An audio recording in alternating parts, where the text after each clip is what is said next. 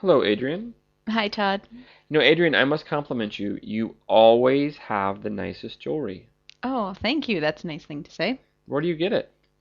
Various places. A lot of jewelry I pick up interesting pieces when I'm traveling, but also a lot of my jewelry I make.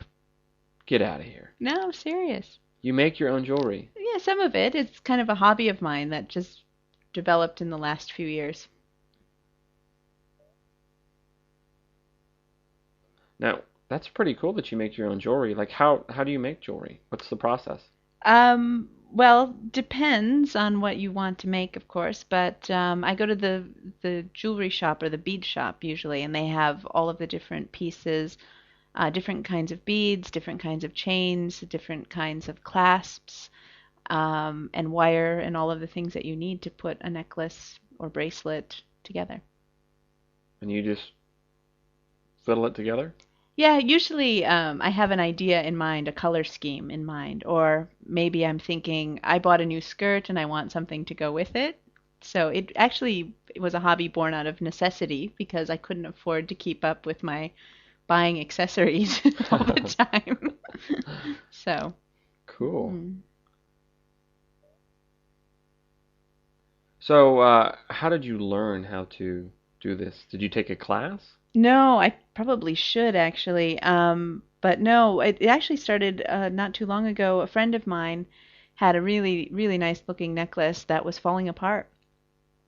And I looked at it closely and I thought, oh, this should be easy to fix. She couldn't find a jeweler who would touch it because they were worried about it breaking and then they would be responsible. Right. And so I said, well, let me try. Of course, I don't want to be responsible either, but let me try as a friend. And so I went to the store and found the wire and the clasps and everything we needed to fix it. And it turned out actually really nice. And she was so pleased with it that I decided to fix a few other pieces that had been lying in my closet untouched for a long time and fix them. They turned out really nice. And then I went back and started finding more interesting pieces to work with. And so, yeah, it was just kind of a slow development. So, when you make the jewelry, what tools do you use? What do you got?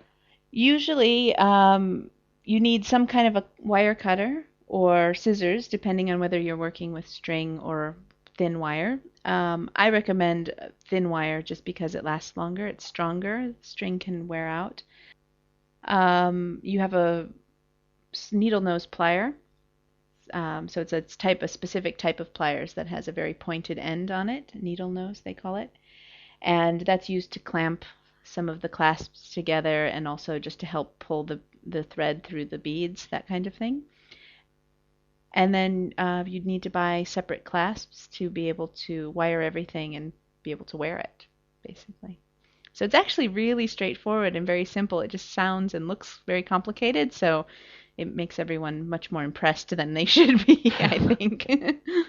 Well, the jewelry store people probably don't want to hear that. Maybe, maybe.